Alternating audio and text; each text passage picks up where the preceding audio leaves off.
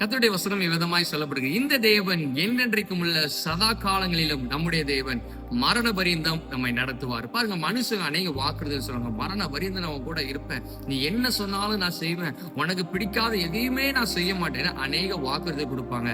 ஆனா சில காலங்கள்ல பார்த்தா அந்த நபர் எங்க இருக்காங்கன்னே நம்ம தேடி கண்டுபிடிக்க முடியாது. அப்படிப்பட்ட தூரத்தில் அவர்கள் கடந்து சென்று விடுவார்கள்.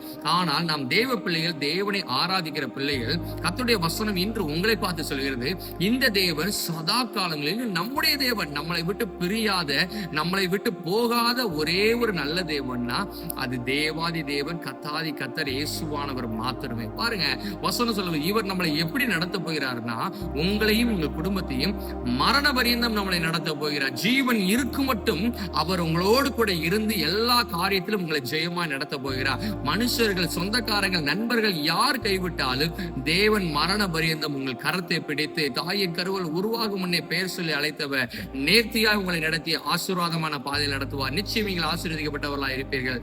God bless you.